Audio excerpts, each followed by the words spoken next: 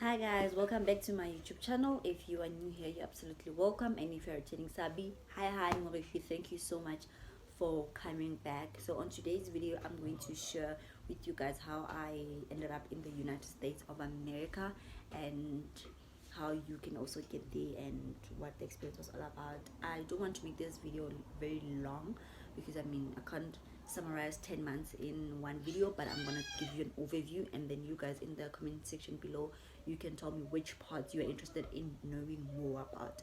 So how did I find out about the scholarship? So I saw a church member, a fellow church member of mine. He was in a snowy place, and I was still on his Facebook, so I asked him where he was. He was in a vacation and whatnot. So he told me that no, he was actually on a scholarship, and he was there for 10 months. And I'm like, how did you get in? And he's like, I'm just gonna send you a link, and then you decide what you do with the link. But it's a good opportunity, and I think you should take it if you are interested in the following: in social change, in cultural exchange. Those are the two big factors in that scholarship. So it's not a degree based scholarship. So if you want someone who wants qualifications, this scholarship is not for you. So I clicked on the link, and it took me to the US Embassy, and I checked Community College Initiative program. So in this program, you have to be 18 and over. You have to have had your matric. You have to be either in university or you just finished university. The requirements differ by country, so I'm saying what is required from South Africans. My daughter, guys. Anyway, so I applied. I'm lying. So I took the application. I downloaded the application form. It was like 11 to 15 pages, and they required 7 essays. Not one, not two, not three, not four, not five, not six, but 7 essays. Well, the essays are not about like hard things. It's about climate change, cultural change, things you feel like as a person, if you were to move into a different country, what would be difficult for you to adjust to. So it was not like brain freezing questions. I actually enjoyed writing those essays because it was just almost like they wanted to know what you were expecting from them. So it took me a while because 11 pages of filling information is not up in place. And remember, I was handwriting all these things because then I didn't know how to convert PDFs to Word. But now we know. So, sorry. Oh, sorry. I ate something. So, I wrote in my application. The closing date, I remember, was the 10th December. And I completely forgot to submit my application until the next day, on the 11th of December. And I was like, I see urumeli application. And I wanted to freak out, but before I freaked out, I sent it out first, and then I freaked out later, because now I was like, I took my time to fill up this application form, and now I didn't even submit it on time. So why would they pick me after out of 1,000 students who submitted on time, probably 10 days prior to the closing date? But I was like, I'm just gonna try my luck. I mean, you never know. And then we went home. Remember, I had not told my parents. I only told my big sister that this is what I'm doing, because I'm that person. I'm so scared of failing that I don't inform people of anything that I'm planning to do, so that when it fails, no one knows that I failed. It's a bad thing, but that's what I do. So I went home, and then in Jan, they respond to the girl. Let's repeat.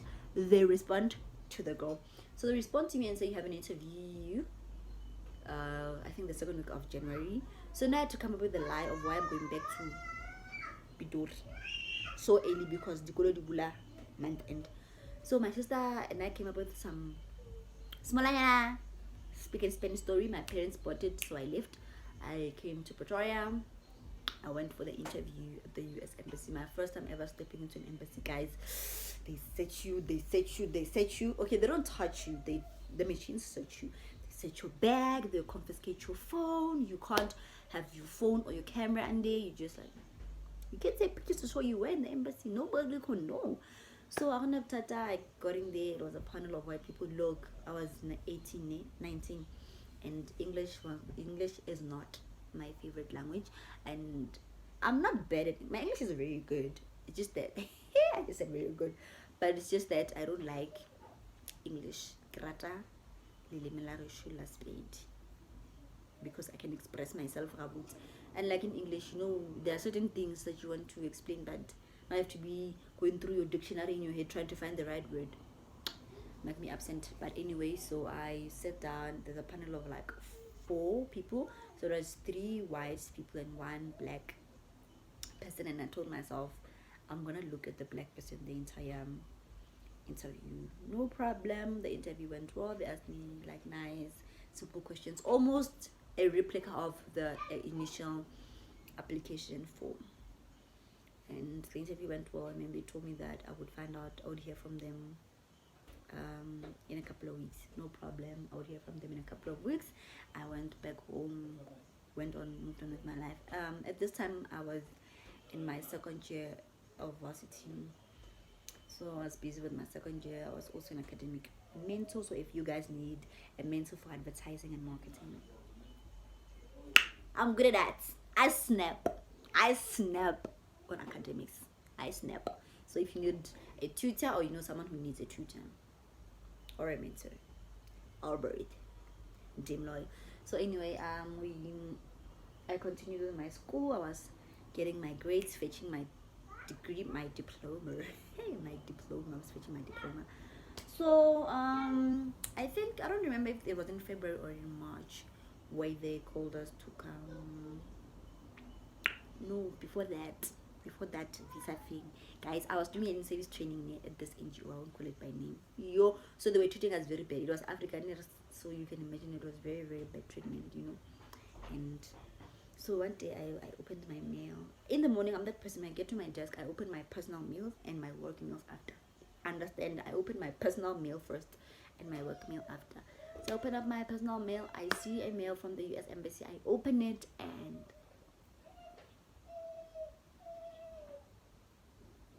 congratulations, you are a recipient of the CCIP program 2016-2017, blah blah blah blah blah. Please see the attached form to see which school you're going to. Guys, I literally fell on the ground on my fours, and I said, thank you for this. And in that, oh my gosh, I'm getting emotional. In that moment and time, I remembered my late uncle, because he used to work at the embassy. But I also remembered him because he was one person who always told us that one day we would go live abroad. He told us that one of us is gonna make him proud and go live abroad. Our family flag is gonna be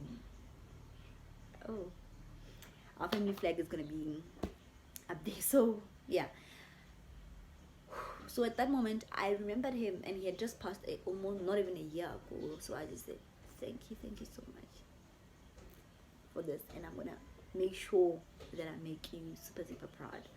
So I was very happy. I called my sister. I was jumping. Remember, I haven't told my parents. They don't know. So I only told my sister, and they was happy. I told a couple of my friends, very happy for me, excited. And then we fast forward, we went to get our visas, got our travel itinerary, and then we were leaving in July on the 18th. Mandela's birthday, we were leaving on that day. So if it's 18th, that's the day we left. That was the day we were leaving. So in June, I went home, packed all my bags, sold my bed, sold my fridge, sold everything like furniture. I just took my clothes home, and I had compiled a file with all the information from application form, medical records, visa, everything. The first day, like everything, even the $150 that they gave us so that we could buy stuff when we're flying out. Yeah, so guys, I'm sorry about the noise outside. So I packed the file and I went home with all those bags, and my parents were just like, and then, are you dropping out of school? Why Murwal? Why are you pregnant? Why are you dropping out? Your grades are good. And I'm like, listen, girl, I'm not quitting school. I'm just posting TUT. Yes, I'm a TUT product. I'm posting TUT so that I can visa to America. I took out the file because I came with guns blazing because I know my parents. So I came with guns and I put them there at the table. And I was like, look, I had all the information ready. So my dad was like, so I've already paid your tuition at TUT, what's going to happen? And I'm like, yes, my boy, I knew you'd come with that gun. TUT allows me to continue with my studies because I'm a third year, and third year with 2 subjects. So, guys, I did tell them on my second year. I was lying. I was on my third year. Sorry. So, TUT allowed me to write my exams abroad, but I had to pay like 800 for 2 subjects. Well, yeah, but it's a small price to pay for what I was doing. So I was gonna be able to finish my third year in TUT, but still live abroad. So my parents were super excited. Everybody was happy in awe. That thing, our child is going to America. Like, I had never been in an airport, so you can only imagine. Now I'm going to live in a foreign country. The furthest I've lived was Pretoria, and now I was moving to a different continent altogether. So it was a scary moment, but it was also super exciting. Fast forward, we found our coordinator waiting for us on the other side of the world. It was so exciting. It was so nice. The weather was so humid. Virginia was fisha. It's super hot and very humid at the same time. So we got there, we settled in, and then we went to our apartment. Very nice, very fancy apartment with a washer and a dryer. Very safe neighborhood that we were living in. And I think the next day, or not the next, I don't remember which day, but I know a couple of days later we went to campus. We got to we had English classes for 2 weeks. It was mandatory for everyone. I mean, even us with the nice English, we still had to go to English classes because it was part of the program. So we went for 2 weeks, and then after that we had to choose our classes. So I chose e-commerce class, I chose sales and promotion, I chose social media marketing, sorry. I also chose retail. I practically chose everything in the marketing and communication industry, but I picked different courses that I didn't do, because if I chose advertising, I would have been doing the same thing that I was doing in South Africa, because they used the same textbook and they had the same curriculum. So I was not going to repeat a whole year and a whole year of my first year even, so I was not going to do that. So I chose classes that were very challenging for me and interesting at the same time, and also in line with what I wanted to do. So it was a very nice 10 months of my life. I will try to unpack the 10 months in different videos, like places I've been to, lessons I've learned about, because a lot of that trip was more on personal development for me over everything else. So I'll try my best to unpack those topics in different videos, but do let me know in the comment section down below what you would want to know about my stay in the US. So I stayed for 10 months. It was nice. We went to Groove, met different people, ate different food, went to all the American churches. Like, we was there. We went to the ghetto, we went to the suburbs. We tried our level best to experience the whole of America. And I think with the experience that I have, when people ask me, do you miss being in the States? No, shibubu, I don't. It was a great experience, but would I want to live there? I wouldn't. No, I don't want to live there. I would visit, yeah, but live, no. So yeah, guys, that's how I got to the US. It was through a fully funded scholarship, everything paid for. From the day they said you accepted, they started paying for everything, even my taxi fare. So yeah, it was a fully funded scholarship for 10 months, more on culture and society. So yeah, like I said, do let me know in the comment section below what you would want to know from the time that I spent there, and I will link the embassy's website down in my description box as well, so that you guys can check it out. They have different scholarships, but I'm an alumni of the specific one. So I know the applications start in October. I'm just not sure how it's gonna work now with the whole corona thing all over the world, but I will just put the link down so that you can always come back and check their website and see what's going on and if you should do it. Personally, I think everyone should experience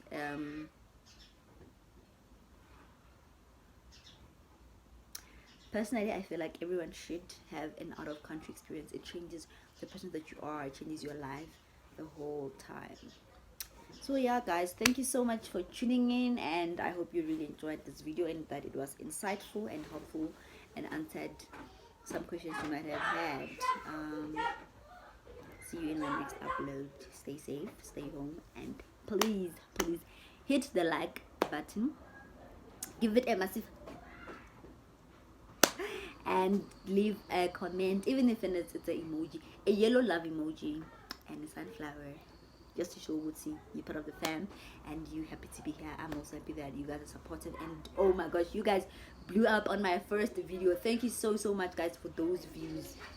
Really appreciate it, and I hope to see you in my next upload.